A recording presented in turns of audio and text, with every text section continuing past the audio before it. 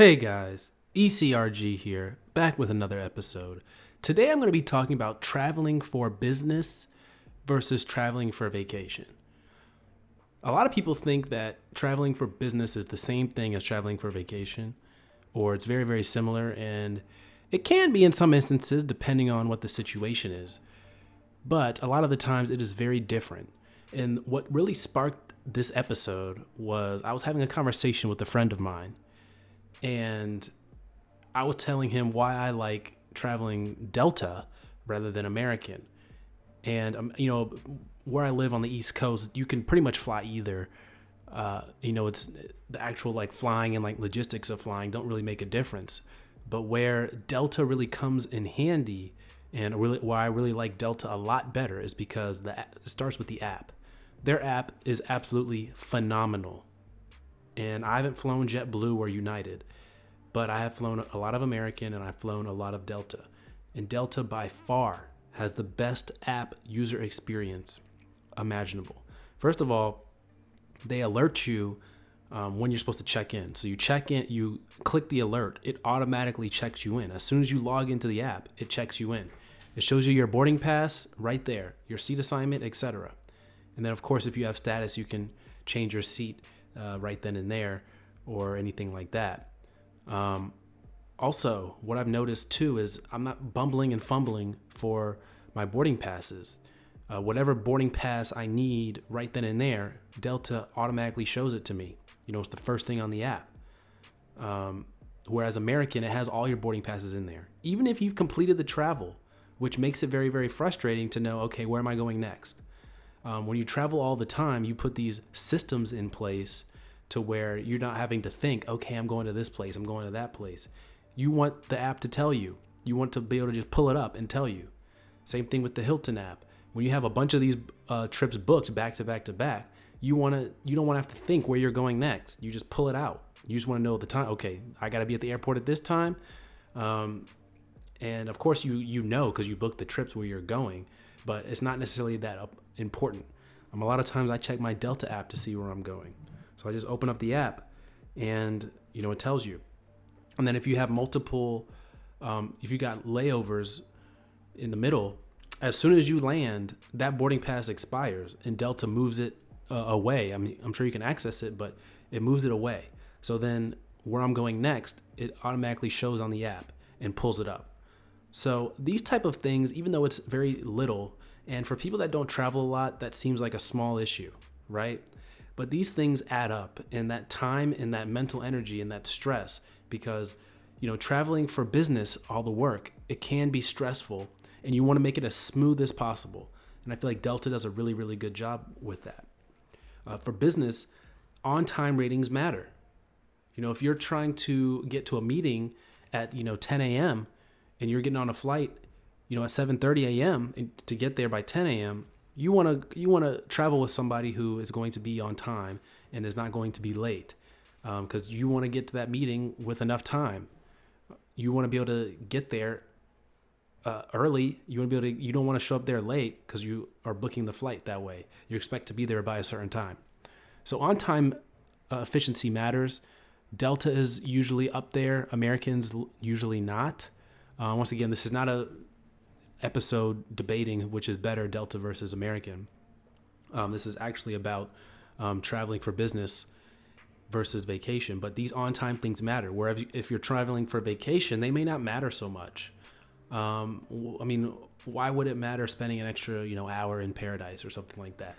When you're traveling for business, you've got meetings, you've got deadlines you need to be on time with achieving. So those things matter. And also, when you have a bunch of a lot of turnover in business, traveling one place one day, traveling another place the next day. You may have, delays and layovers. You want things to be as smooth as possible when traveling for business. Whereas on vacation, it may not matter if you are getting back an hour later.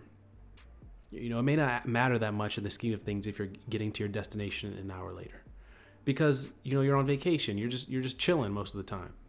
Whereas if you're traveling for business, you've got an itinerary that you want to keep to.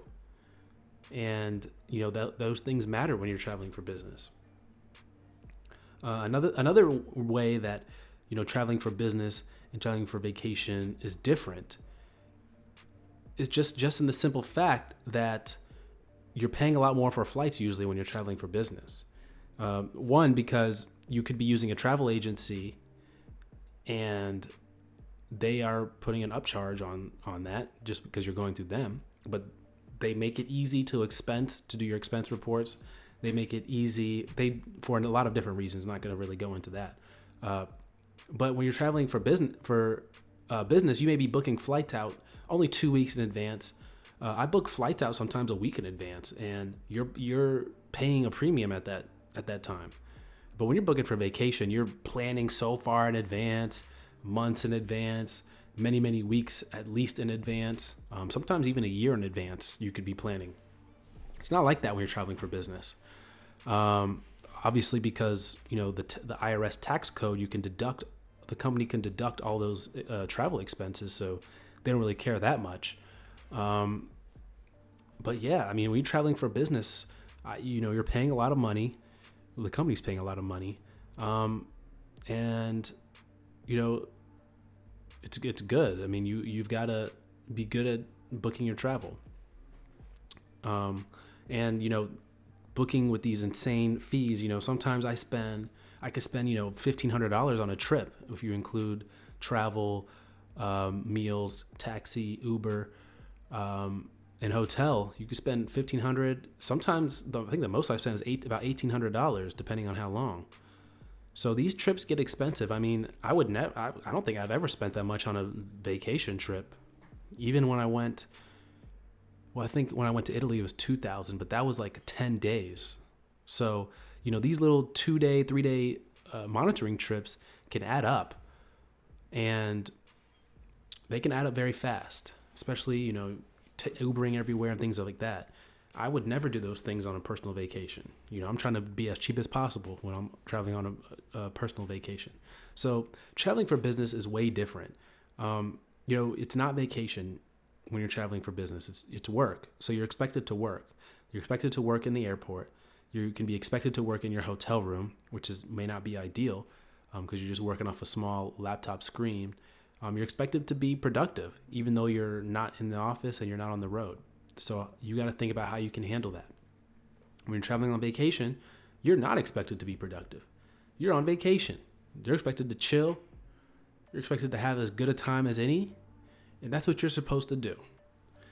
I just wanted to make this episode because a lot of people think that traveling for business is very similar and the same things matter when you're traveling for vacation. And I was telling him, no, it is very, very different when you're traveling for business. And when you travel as much as I do every single week, it is very, very different.